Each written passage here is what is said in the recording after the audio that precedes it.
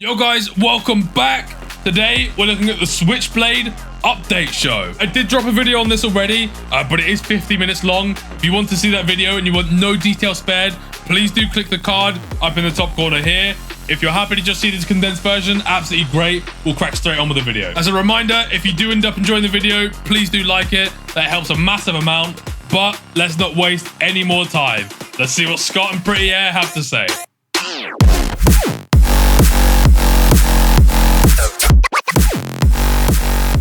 All right, cool. So we're going to get cracking. I'm going to break down each of these category by category. If you want to have a look at a specific section, then I have timestamped it all in the description, which means you should get these weird little lines come up in the playback thing. So, for example, if you're only interested in hearing the juiciness about Switchblade, the new rogue, then go to 15 minutes and 11 seconds. But let's get on with the first thing that they chose to talk about, which is King of the Hill. So some big changes coming to King of the Hill. For a start, it's 6v6 rather than 4v4 now. It is unclear whether this is going to be for ranked when that comes out or if it is just for the casual playlist. I would assume that if it is possible to practice in casual, then it will be the same in ranked. So 6v6 ranked King of the Hill is definitely a possibility. But King of the Hill is going to be replacing Extraction as one of the core game modes. Now, when you load up the game, it will be your limited time mode and then Demolition, King of the Hill, Strikeout, and then your ranked playlist. Now, personally, I'm shedding no tears for Extraction. I didn't like that playlist very much, but I know a lot of people did. It will be staying as a limited time mode, just not going to be one of the core 3 game modes. As well as that, the mechanics of King of the Hill changed slightly. No longer going to be a set rotation of points, but the first point will be the same, and then every point thereafter will be randomly generated. Now, I played this on Windward and Lockdown, and that definitely seems to be the case. For some reason, the points didn't seem to be random on Favelas or Icarus. That's across multiple games as well. I'm not sure if they're just adding in non-random points as a test, or if for some reason they're struggling getting them random on those maps. Either way, having random points definitely keeps it interesting. 10 seconds before the hill changes, you get a little icon pop up on your HUD that shows where the next point is with a little lock symbol. But yeah, big changes coming to King of the Hill, which is nice. Just a quick economy change as well. Assists are being reduced from 500 to 250. Cool. And of course, with a big update like this, we have tons and tons of weapon changes coming for you. So the HiRez is seeing a headshot damage increase from 40 to 42. What does this mean? Not much. The only difference really is that if you hit all 3 headshots within a 23-meter range, then you will kill an enemy with armor. So this is going to really help the time to kill of this weapon. It is a beefy weapon with a lot of damage. Being able to kill armor targets a little bit quickly is definitely going to be good for those Dallas and those trench mains. The other one is the Nightshade body damage increase from 17 to 18. A very minor change, but it does mean that enemies with armor are going to take 1 less bullet. It is now only 7 bullets to kill someone with armor as opposed to 8. And then finally, there's the first Kestrel nerf, which is a damage range reduction on the Riptide. To be honest, that gun is pretty powerful, so a nerf on that definitely makes sense. And then we've got the DMRs. There's now the Mamba, which already felt very powerful, but has now got a 4-shot kill to the head and a body shot damage increase as well. So we'll see how that feels in game. I have a feeling that's going to be a very powerful weapon now. The MXR got a fire rate increase, which to be honest makes sense. After the time to kill was reduced across the board and then reverted back, the MXR went from being okay to feeling extremely OP with the new TTK to then feeling kind of underwhelming. I think this fire rate increase will definitely help. It's just a little one, just a baby buff, but I feel like it might be about what this gun needs. And then there's the A3 Salvo, which is Seeker's and Scorcher's pistol. This is getting a pretty solid buff. The fire rate is increasing by almost 10%. The body shot and the headshot damage is increasing by 1 each as well. So the time to kill on the A3 Salvo is definitely coming down a lot. This is going to be a pretty powerful pistol when this update rolls out. And then we've got the Revolver from Dallas, which is getting a fire rate increase. To be honest, it needs this. It is a very powerful pistol, but it is very slow as well. So yeah, a lot of buffs. Definitely a lot of buffs. So now let's talk about shotguns. They mentioned that shotguns are very hard to balance. I fully agree. They are very hard to balance.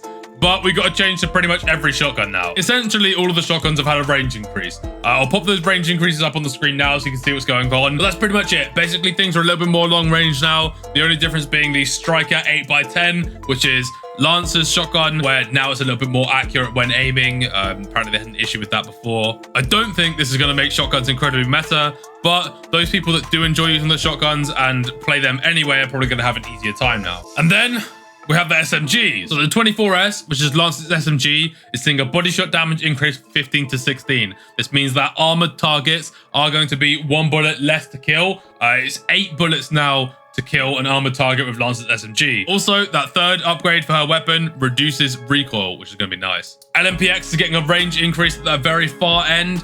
Still, the damage fall off is at the same point, but the very highest damage fall off is now at 14 meters instead of 12. And then we have the snipers. The snipers are being upgraded, both of them, the full body and the tier, to be able to kill an ulting Chak with one headshot. I want to speak in depth about Fixer a little later. Become apparent why soon, don't worry. But yeah, for 99.9% of engagements with the snipers, this isn't going to make a single difference. But there are going to be some very surprised Jack mains if they haven't read the update notes, no doubt. All right, so those are the weapons.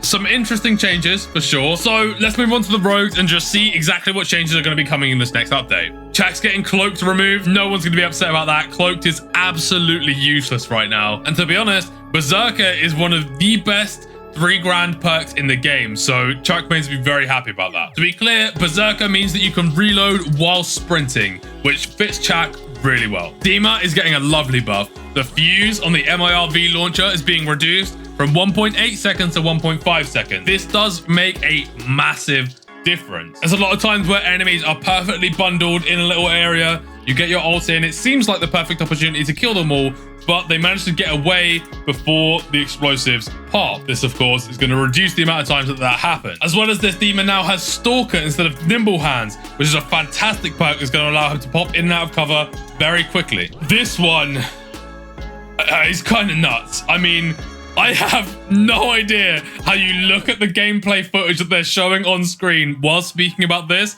and think, yeah, that's about right. So this is absolutely nuts for a couple of different reasons. So the first reason I wanted to talk about is that Fixer's pretty much too powerful anyway. HiRez are constantly balancing Fixer. They're constantly changing his sniper and just editing little things about him. But I think without addressing the real issue with Fixer that makes him, in some situations, super OP. He can see through smoke for a start, and his DMR. If people use his DMR and the ability to see through smoke well, he can control an entire battlefield, and the only way to beat him is with another Fixer. Now, while I'm happy that Fixer is going to have less HP and spraying him through smoke is now going to be easier, the thought of a Fixer in a smoke with unlimited ammo absolutely terrifies me. The second reason I think this is nuts is because of hackers. Now, I've played against hackers before, of course. A lot of the time they like to go for the sniper because all they need to do is hit one bullet on you and then you're done. Typically, the only way to beat these hackers is to kill the entirety of their team and then send 4 people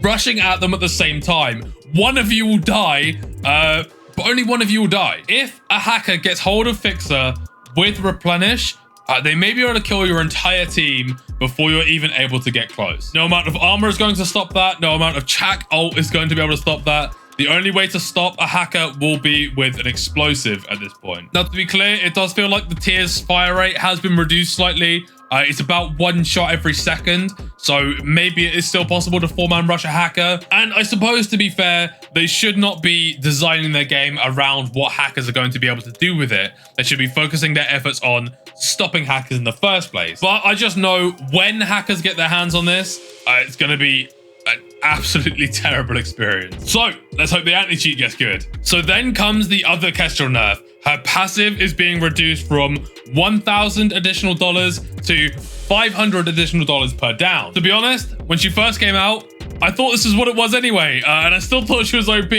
But this definitely makes a lot of sense. As they said, no difference between a great game and an okay game with Kestrel. With the assist money being reduced from 500 to 250, and with her passive money being reduced from 1,000 to 500, Kestrel is definitely going to see a hit to the old economy. But when you think about it, it is kind of ridiculous how much money Kestrel has had recently. You play a game of King of the Hill, even if you do all right, you still max out your entire gun, your grenade, your melee, your utility, your perks, everything. Sometimes you even have enough money to fully upgrade the other weapon that you're not using. So yes, Kestrel has been busted for a bit, and now she's going to be fixed. It is how I see it. And Lancer's getting a pretty big buff as well.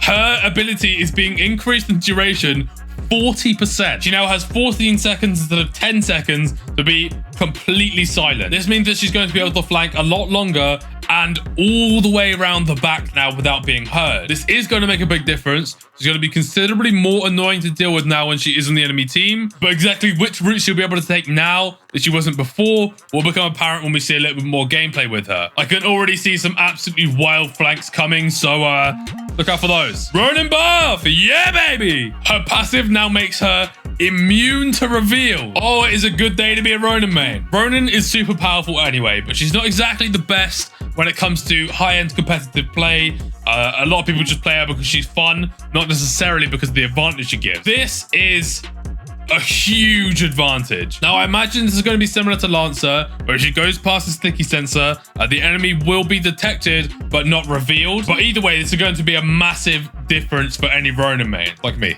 I'm happy. So Seeker's getting a pretty big buff. He's going to get his arrow 5 seconds quicker, which has a wider radius as well. And his passive is being increased from 60% additional damage to 70% additional damage. This isn't going to make a massive amount of difference, really, considering the grenades are going to go from 160 damage to 170 damage. Instead of getting a headshot with a ricocheted arrow hitting 120 and not killing an armored target, you will be able to kill an armored target with a bounced arrow now. So Seeker mains are going to be pretty happy as well. So this is the second Talon buff. The LMPX got buffed, and now Talon's dart reveals 23 meters instead of 20, meaning it's going to be a little bit easier to hold things like lockdown B site. Gonna get a lot more of a clearer picture on that one. And then there's the trench buff. This one is actually crazy. Trench's barbed wire is going to deal damage now. The barbed wire was annoying, sure, but that's pretty much it. It was only ever annoying.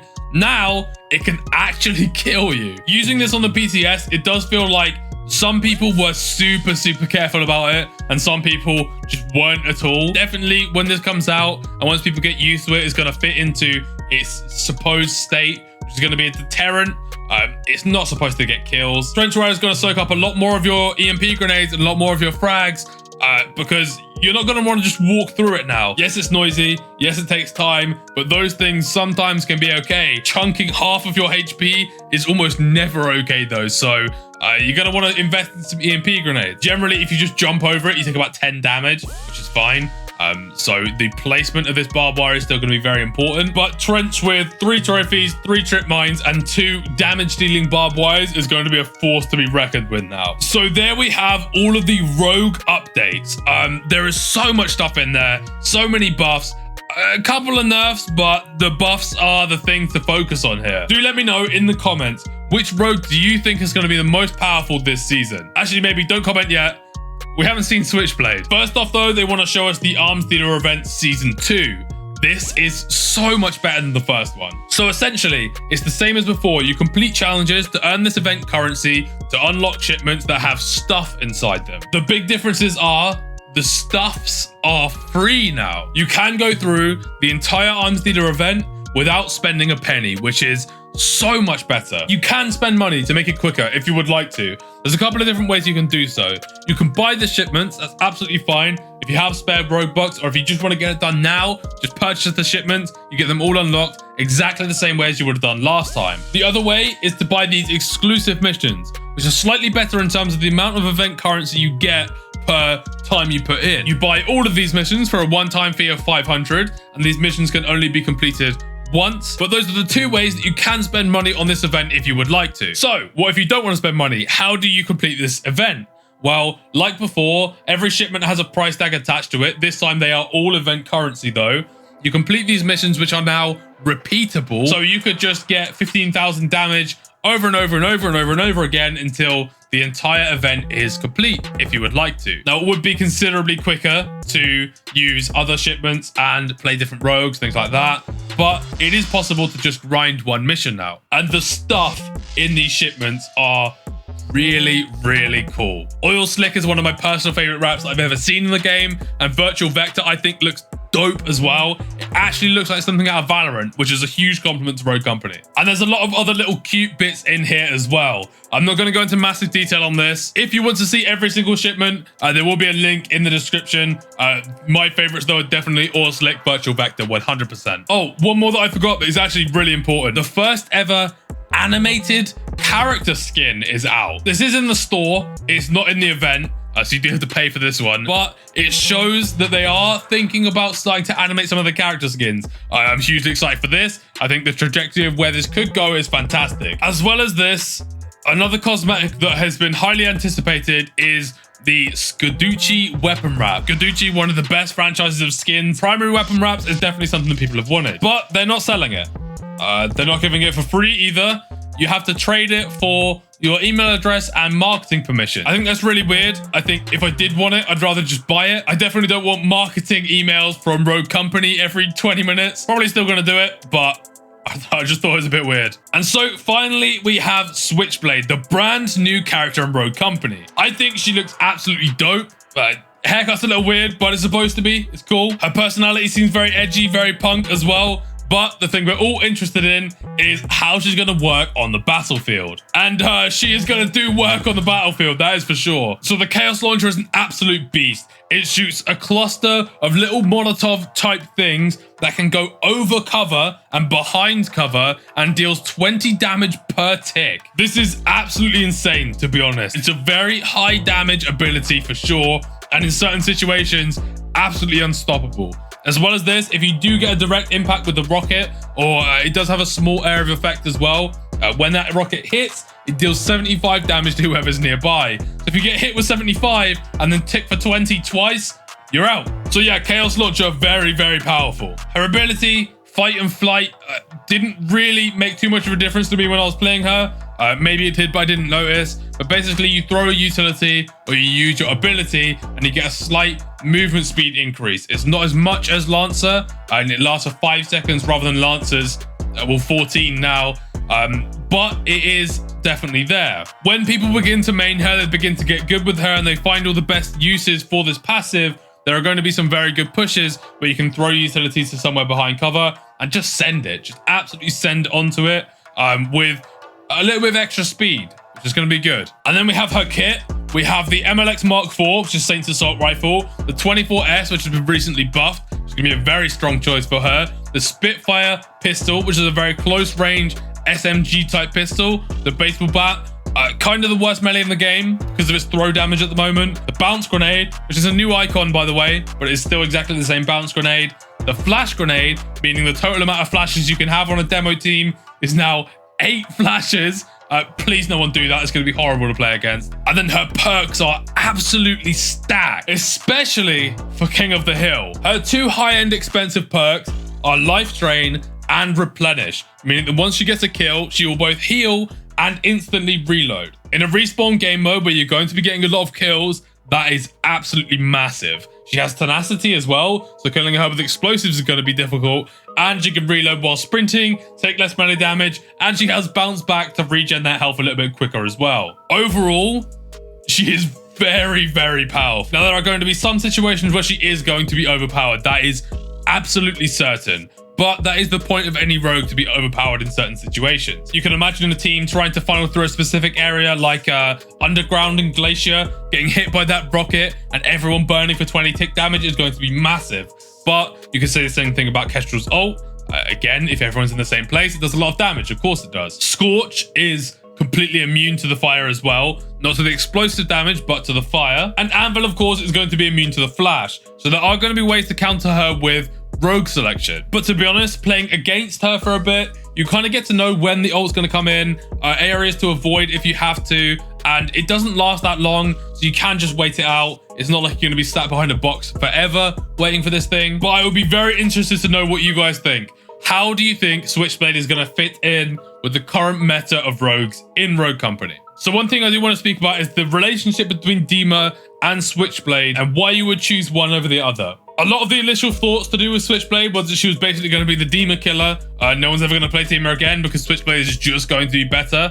That is not the case. They fill completely different roles. The ability for Dima to carpet bomb a massive area is not filled by Switchblade. Now, it is quite a big area of space, but it is a very specific area of space. You have one cluster where you're shooting One cluster in front a bit, one cluster behind a bit, and the rocket travels straight forward. It has no arc at all. Dima, however, can shoot over the top of some walls and can blanket bomb a massive area. So I think they both have a space on specific teams and possibly both together as well. Now, I do think a Scorch Switchblade Dahlia combo is going to be massive, but we will certainly see when this update comes out. That is pretty much it. There was so much in this update show, not disappointing at all. I am definitely excited for the Ronin buff. I think King of the Hill changes are going to be massive.